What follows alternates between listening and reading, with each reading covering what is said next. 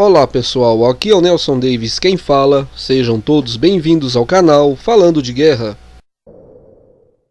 Você já conhece o Cursos 24 Horas? Trata-se de um dos maiores sites de educação à distância do Brasil. Os cursos online contam com professores, apostilas, fórum de dúvidas e certificados de conclusão. Alguns cursos contam ainda com videoaulas interativas que simulam situações da vida real. E tudo isso é feito 100% online. Como o próprio nome diz, os cursos são acessíveis 24 horas. E o melhor de tudo é que você acessa em seu tempo disponível, sem compromisso com horários. A duração varia conforme o seu ritmo de estudo. É você quem determina em quanto tempo irá terminá-lo. E o melhor de tudo isso é que o pagamento é feito uma única vez. Não há pagamento de mensalidades. E no final de cada curso, você recebe o seu certificado de conclusão diretamente na sua casa, sem necessidade de pagamentos adicionais. O certificado é válido em todo o território nacional. Para saber mais sobre os cursos 24 horas, basta você acessar o link que estará na descrição desse vídeo. E se você também quer ganhar uma renda extra, basta você se tornar um afiliado dos cursos 24 horas. Sendo um afiliado, você poderá divulgar os cursos e ganhar uma comissão sempre que alguém fizer um curso através de seu link. Faça como eu. O link para se tornar um afiliado também estará na descrição desse vídeo. No vídeo passado você viu sobre a crise que envolvia os países, o Paraguai, o Brasil, Uruguai e Argentina. Você pôde ver como a situação foi evoluindo até chegar a um ponto que não tivesse mais volta, ou seja, ao ponto que culminou com a guerra. Se você não viu este vídeo, eu peço que veja primeiro esse vídeo falando sobre a crise, para que você possa entender realmente os verdadeiros motivos que levaram a essa guerra no continente sul-americano. E depois você volta nesse para dar sequência a essa série. Mas fazendo um breve resumo, Solano Lopes, que chegou ao poder no ano de 1862, substituindo o seu pai, Carlos Antônio Lopes, ele tinha uma parceria com o governo do Uruguai, Atanásio Aguirre, que pertencia ao Partido Blanco. O Partido Blanco é um dos dois grandes partidos do Uruguai até hoje. O outro partido é o Partido Colorado, que tinha uma parceria com o Brasil.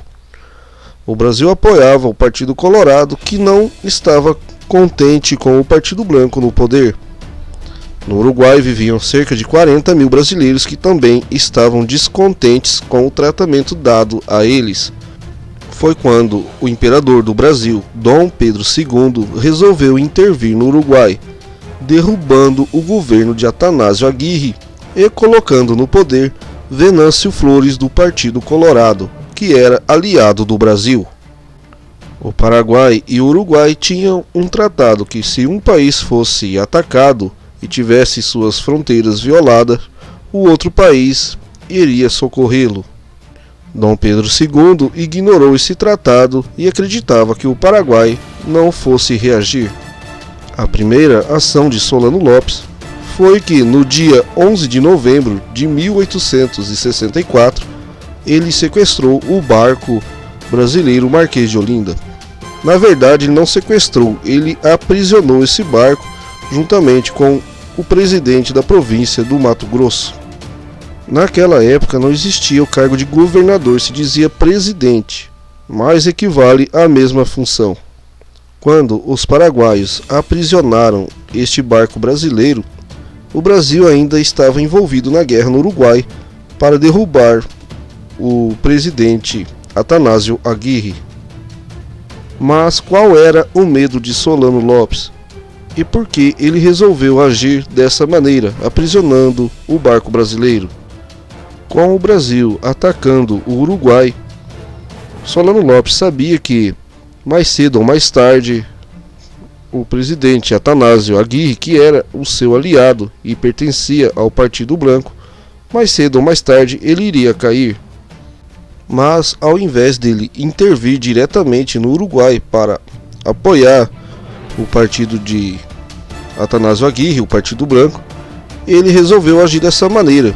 Ele teve a oportunidade quando ele soube que esse barco, o Marquês de Olinda, estava levando não somente esse presidente, o que seria o governador hoje do Mato Grosso, mas esse barco também estava levando o pagamento dos militares brasileiros que estavam na região de Cuiabá. Agora aqui, pessoal, uma ressalva. Pasmem, os militares brasileiros já estavam há 4 anos sem receber. Aliás, pessoal, o que os paraguaios fizeram com esse presidente do Mato Grosso, Frederico Carneiro de Campos, foi uma coisa muito cruel. Foi de uma barbaridade sem tamanho. Ele ficou preso no Paraguai por longos 3 anos, sofrendo maus tratos e acabou morrendo de fome. Não somente ele, mas toda a tripulação do barco Marquês de Olinda. Podemos considerar esse fato como o marco inicial da Guerra do Paraguai. Solano Lopes parecia prever esta guerra e tinha fortalecido o exército paraguaio grandemente. Ele havia construído uma linha férrea que ia de Assunção até o acampamento militar dos paraguaios, e também ele tinha uma rede de telégrafo que ligava Assunção até o forte de Humaitá, onde ele poderia se comunicar com as suas tropas. A força militar paraguaia àquela altura estava muito mais bem preparada que as tropas brasileiras. O estado do Mato Grosso, que naquela época o Mato Grosso do Sul fazia parte do Mato Grosso, era somente um estado, realmente era um estado gigantesco e era de difícil acesso para as pessoas que vinham da capital, que no caso era o Rio de Janeiro, ou para quem vinha de outros grandes centros, como São Paulo, Bahia, Recife, enfim. O Brasil foi muito mal colonizado no seu interior naquela época, e a força militar existente na região do Mato Grosso naquela época era irrisória, era quase nula para enfrentar o poderio do exército paraguaio. Já para os paraguaios que fazem fronteira com o atual Mato Grosso do Sul, era bem mais fácil. Eles estavam do lado e conheciam a região muito melhor do que a maioria da força militar do Brasil. Se você fosse Solano Lopes, o que você faria? Sentaria com o Brasil e tentaria negociar, como o seu pai havia lhe dito, ou atacaria o Brasil já no Uruguai, ou faria como Solano Lopes preferiu fazer. Primeiro aprisionou o barco brasileiro e depois, no dia 25 de dezembro, ele literalmente invadiu o Brasil. Alguns historiadores dizem que Solano Lopes chegou a escrever uma carta para Dom Pedro II, o imperador do Brasil, a fim de negociar, mas que Dom Pedro II simplesmente ignorou essas cartas, preferindo a guerra do que negociar com Solano Lopes. Para esses historiadores, Solano Lopes não tinha escolha a não ser a guerra, visto que, se não fizesse isso, o Paraguai seria estrangulado por um bloqueio naval na região da Bacia do Prata, onde a esquadra brasileira, comandada por Almirante Barroso, estava bloqueando a entrada e saída para o território paraguaio.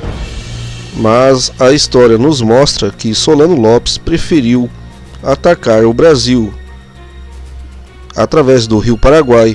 Ele chegou até Corumbá no dia 25 de dezembro, atacando a cidade e destruindo tudo à sua volta. Os fazendeiros da região tiveram suas fazendas saqueadas e suas plantações destruídas. Já na cidade de Corumbá, a população civil foi duramente massacrada, e as tropas paraguaias não mediram esforços em cometer os mais terríveis abusos. As mulheres foram estupradas e mortas quando não tinham, entre aspas, a sorte de ser capturada por essas tropas e levadas cativas para o Paraguai. Homens foram executados friamente, assim como as crianças. Em Corumbá praticamente não havia resistência. e as principais cidades do atual Mato Grosso do Sul foram caindo uma a uma. O Forte Coimbra, que fica próximo à região de Corumbá, foi cercado pela esquadra paraguaia. No interior do forte, pouco mais de 160 homens resistiam bravamente, mas era impossível deter o avanço dos paraguaios, que contavam com mais de 3.200 homens. Nesse ataque ao Forte Coimbra, não houve mortes do lado brasileiro, mas mais de 200 paraguaios foram mortos. E por fim, Forte Coimbra também caiu nas mãos dos paraguaios, e os brasileiros que lá estavam foram feitos prisioneiros. Bom, pessoal, para o vídeo não ficar muito comprido, eu vou ficando por aqui. No próximo darei sequência a essa invasão paraguaia no território mato-grossense, o atual Mato Grosso do Sul. Espero que vocês tenham gostado do vídeo. Deixe já aquele like, compartilhe nossos vídeos e também se inscreva em nosso canal. Não deixe de nos acompanhar agora também no Twitter. Um forte abraço a todos e até o próximo vídeo.